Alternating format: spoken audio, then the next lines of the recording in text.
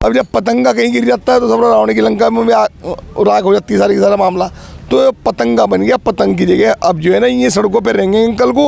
और हमारे बैरिस्टर असदुद्दीन ओवैसी जिनको शेर का लक़ब लगा हुआ है, जो असली वो शेर है मुजाहिद, वो कल यहाँ स्टेज पर बैठकर लोगों से मुखातिब होंगे और अपनी जो उनकी अपनी भावना है, जो वो जनहित में बात करते हैं, वो तकरीर के तरीके से उन बातों को जन जन तक पहुंचाएंगे। और वो लोग जो सड़कों पर अपना धुआं फाँकते फिरेंगे, मिट्टी फाँकते फिरेंगे, कौन पूरी जनता है। शायद मेरे ख्याल से मिस्टर अखिलेश यादव का पहला दौरा होगा जो रोड शो में तब्दील हुआ है। अच्छा, क्यों हुआ है? मतलब क्या लगता है आपको, किस कारण हुआ है?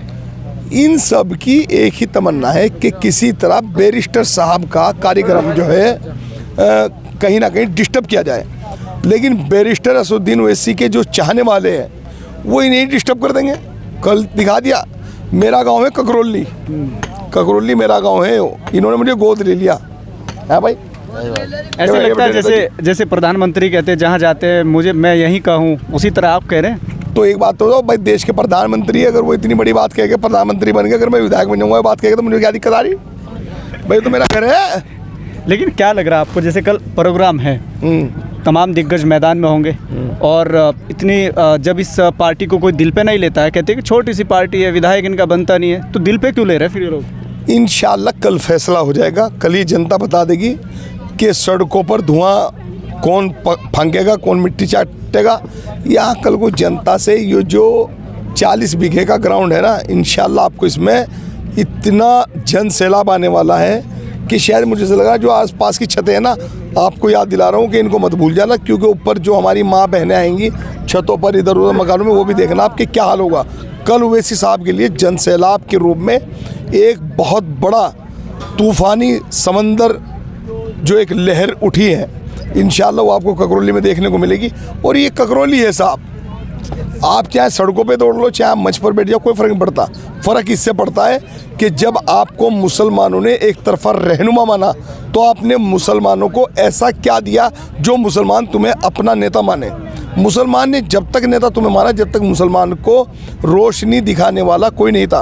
अब क्योंकि सब ने अपने अपने समाज की बात करी, अखिलेश यादव ने यादव की बात करी, मायावती जी ने दलितों की बात करी, तो अब जो है बैरिस्टर असदुद्दीन ओवैसी चाहते हैं कि मैं भी अपने लोगों की बात करूं, क्योंकि हमारा नारा है जय भीम जय भीम।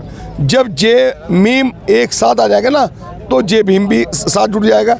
अभी जो हमारे अंदर बिखराव था उसके लिए हमने मेहनत की है और उसका जीता जागता सबूत है कि अब की बार देखने को मिल रहा है कि इंशाल्लाह वो दिन दूर नहीं है जब पतंग यहाँ पर हवा में आपको लहराती हुई नज़र आएगी। और लोगों के जो ये सपने थे, तुमने देखा बच्चों का एक छोटा सा मामला, भाई लोग कह रहे हैं मुझे दिल्ली तक के चैनलों के फ़ोन आ गए, कहना है भाई अरशद भाई एक बात तो बताओ यार, ये क्या खेल ले तुम। बाबा मैं तो खेलने का कौन जो सुकून में होगा, मैं टेंशन में थोड़ा ही हूँ है, मैं तो सुकून में हूँ। अल्लाह ने मुझे सुकून दे रखा, इनका अल्लाह ने सुकून छीन लिया, क्योंकि इन्हें डर खौफ है अपनी सल्तनतों का। मुझे ना डर खोने का है और ना फिक्र पाने की है। मैं तो जैसा हूँ, कल भी चटनोटी खा रहा था और कल को भी इंशाल्लाह चटनोटी खाऊंगा, मुझे कोई टेंशन ही नहीं है।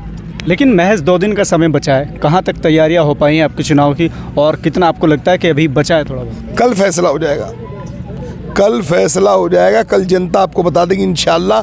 आप लोग दिखाने पर मजबूर हो जाएंगे जब जन सैलाब में। और सुनो, जितनी बसें ट्रैक्टर ट्रॉली हैं, सब पत्रकारों को आपके चैनल के माध्यम से कह रहा हूँ कि मेरी भीड़ में ढूंढना कोई बाहर का भी आदमी है क्या, सारी मीरापुर की जनता होगी। और आज जब मैं कन्वेंसिंग कर रहा हूँ, जब कोई मुजफ्फरनगर का एक आदमी नहीं मिलता मेरे साथ में, आप देखते होंगे कि अल्लाह तक गाड़ी में बैठ के सारे मीरापुर के लोग के साथ चलते हैं मुस्लिम भाई, क्योंकि ना तो मेरे पास यो है और ना उन्हें ठेकेदारों को लाने का जुगाड़ है। जो ठेकेदार ठेका ले लेना ऑटो का और चौपाल पे बैठे हैं, वो जमाने जाली है, कहना चौपाल पे बैठ के कह दिया, कहना भाई पूरा गाँव तुझे वोट दे देगा। अब तो ठेकेदार नंगा हो जाएगा जिनने भी ठेका ले रखा है चुनाव में। घर वाली भी वोट नहीं देने की उसके कहने से। ये चुनाव बैरिस्टर असदुद्दीन ओवैसी का सिपाही लड़ रहा है, उसका सिपाही लड़ रहा है जो हर बात पर कौम की आवाज़ को बुलंद करता है। सर समाज के लिए जो अच्छे फैसले होते हैं उनके लिए संसद में आवाज़ को बुलंद करता है, हम उसके सिपाही हैं। तो यार जब उसने इतना किया है कौम के लिए और सर समाज के जो सेकुलर लोग हैं उनके लिए, तो क्या सेकुलर समाज का और कौम का ये हक नहीं बनता कि जब सारी उम्र से वो हमारे लिए लड़ रहा है, अरे हम एक ये इस बार वोट ही दे देंगे मीरापुर में, तो क्या फ़र्क पड़ रहा है। ये तो रूंगा है, चुनाव थोड़ा ही है। इस चुनाव से तो ये दिखाना है कि यहाँ पर हम कितनी ताकत में हैं। ये जो आज हमसे गठबंधन नहीं कर रहे ना, ये 27 में रेंगते फिरेंगे, वैसे साहब हमसे गठबंधन कर लो। ये चुनाव तो ये है, ये वजूद का चुनाव है, ये मुस्तकबिल का चुनाव है। ये चुनाव उसका नहीं है कि मान लिया कोई विधायक। और इस इत्तेहाद से इंशाल्लाह एक गूंज उठेगी। मीरापुर विधानसभा का इतिहास में नाम दर्ज होगा कि जब मुसलमानों ने अपने अधिकारों की लड़ाई लड़ी थी तो मीरापुर विधानसभा में इतिहास लिखा गया था। आपकी जो नज़र है वो 27 पर है। अरे भाई, हमें 27 में नहीं, हमारी तो अभी तो क्या नाम है वो फिलहाल 24 का जो उपचुनाव में पूरा हो जा, 27 और बाकी 29 और बाकी जितने भी आगे फिर क्या नाम। तो ये एमआईएम के प्रत्याशी है जो मीरापुर से विधानसभा का उपचुनाव लड़ रहे हैं, अरशद राणा। जो कुछ कहा है वो आपने इस वीडियो में सुना है। फिलहाल के लिए सिर्फ इतना ही।